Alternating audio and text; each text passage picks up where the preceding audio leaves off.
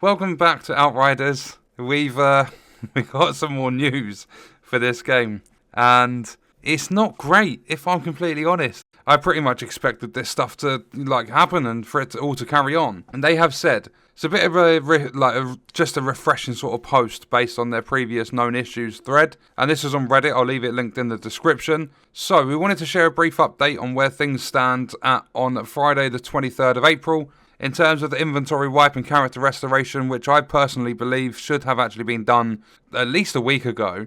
Because if I quickly, whilst I'm talking about this, go to the Steam charts website and have a look at concurrent players, they have gone from their peak of 125k down to 37,000. They've lost like 2/3 of their players in less than a month because of all of these issues.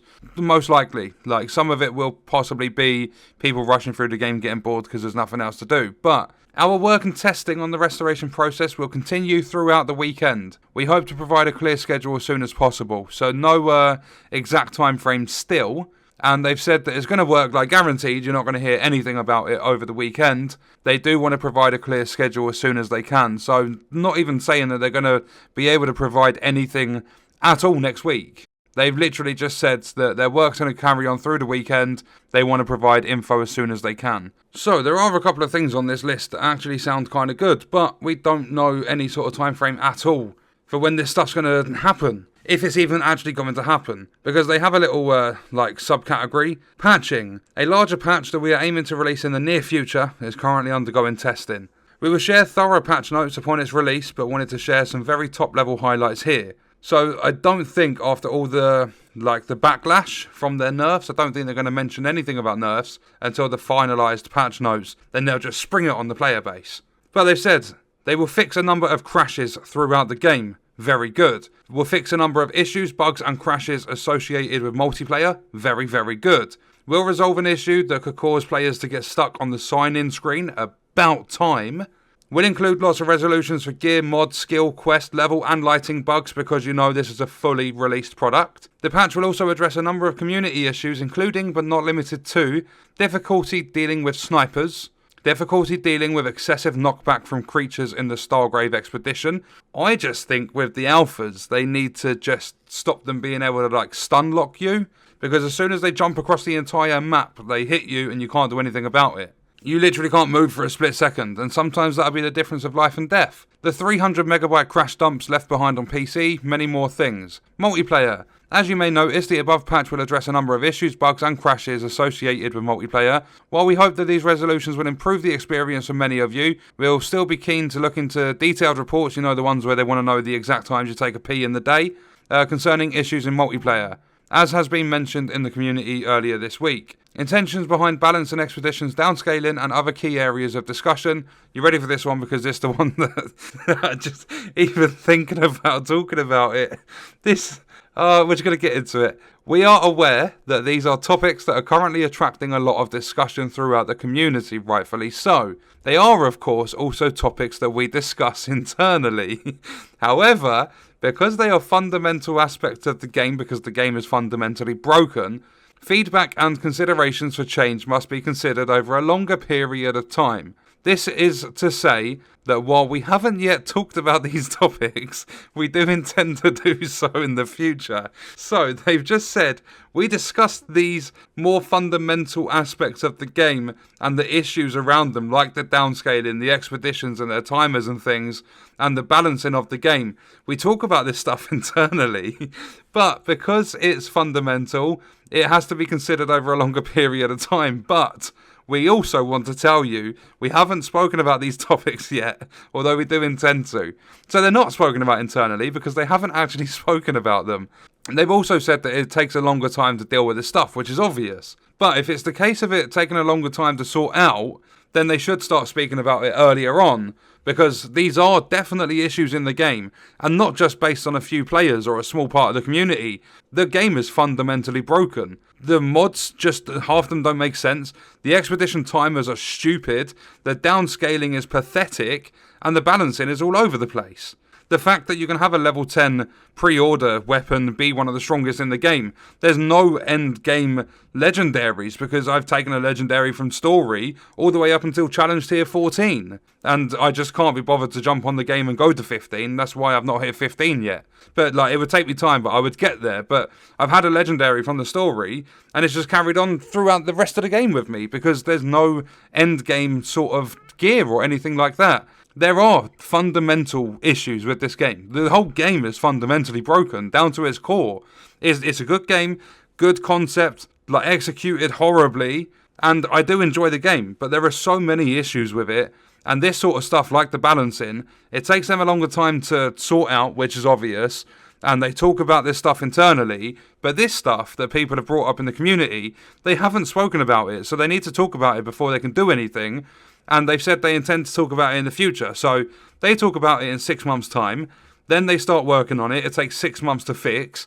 You paid £60 for a game. A year later, the expeditions might not have timers on them. You might have to go, even if it's not a year. Then say they take expedition timers away. Say they do it based on deaths or something like the community's brought up. Even if it's 6 months, by that time, you've done the timers and got to challenge tier 15. What difference does that update make? It took them over 5 years to make this game. They should have thought about this stuff thoroughly before they actually made any of it. That's my opinion. And just the fact that they haven't... How have they not sorted the restoration? It's taken them this long. They've lost 2/3 of their player base. When the restoration's sorted, they're going to get a little spike in players, and it's just going to carry on going downhill. They have literally every opportunity they had to make a really good game, make it last players a few hundred hours, let people have fun, take all the money for it. They've grabbed the money and just dipped. They don't care, otherwise they would have had this sorted way before now. Why are they still testing the process for the character restoration? Why is it taking that long? They have different sorts of departments working on this game. How has the restoration team not sorted what they need to sort? They've had like 3 weeks. And they had to do a restoration thing during the demo. How can it... Literally, if you've never done it before, fair enough. But they did it in the demo. How's it taken this long to do it in the full game? They're not even doing much more than what they did in the demo. All they got to do is just add a couple of purples and blues into the restoration system. And yeah, people will say I'm not a developer, and I'm not trying to be. I'm not trying to make a better game than them, or whatever. My point is, they've already done this restoration before. Doing it a second time round, adding a couple of extra rarities into the process of giving people stuff back, how is it that much harder? They already know how to create the systems that do that stuff. But I'm not going into too much detail, I can't be bothered. It's actually quite funny seeing them say that we need to talk about this stuff, but we haven't spoken about it. We've looked into this, we've looked into that. It's literally the Division 2, Anthem, and every other failing looter-shooter out there. That's all they ever say. We're looking into this. Oh, we're sorry it's not working as intended. Please can you provide us as much detail, including your fucking national insurance number, and we'll get back to you. And then they don't ever do anything. They're dealing with the snipers. Yeah, very good change. But they've also said this is stuff that we're going to be bringing into the game in the future. We don't know when that's going to happen. So everyone that's played at launch, oh, you've got to deal with these snipers. Everyone that buys the game in the future, and the people that have already put their hours into the game, oh yeah, we're going to make this change. We're going to make the snipers like copeable, like you can cope with them or whatever. But it doesn't make a difference. It's too late for this stuff already. Literally, this game is going to go back and forth because, who knows, they do the restoration, they bring the inventory wipe back. People that get restored just have a random chance of losing their gear. You never know what's going to happen. These devs have screwed their chance of letting the game have a long life. They've absolutely ruined it. But like publishers, the Square Enix, I don't know what the fuck they were thinking going P2P. If they literally, it's all they had to do. They had one job, provide dedicated servers. If they did that, half this stuff wouldn't be a problem. They've made it harder on everyone else working in the game because whoever made that final decision to go P2P ruined it.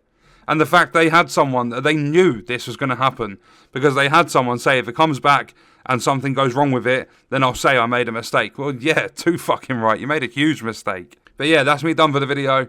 I'm off to go play some games that actually provide fun without being fully broken. And, I mean, the people still defending this game saying, oh, there's nothing wrong with it. Why are these developers putting out patch notes like this, fixing a number of crashes? Not just 1 or 2 crashes, a number. There are people out there lucky enough to obviously not experience problems, but they need to realise the world, it doesn't just revolve around them. There's other people that experience this stuff. And the fact that they've said, like, it's so frustrating. I play on Xbox, so it doesn't affect me. But they said, like, it's undergoing testing for this patch. We don't know how long the testing's going to take. They're not giving us a time frame or anything like that. They said it's still undergoing testing, and it's going to deal with the stuck on the sign-in screen. People can sit there for over 2 hours stuck on that screen. In order to get the game to work for some players on PlayStation, they have to restart the game up to like 6, maybe 8 times, something like that. It's crazy, the stuff people have to do.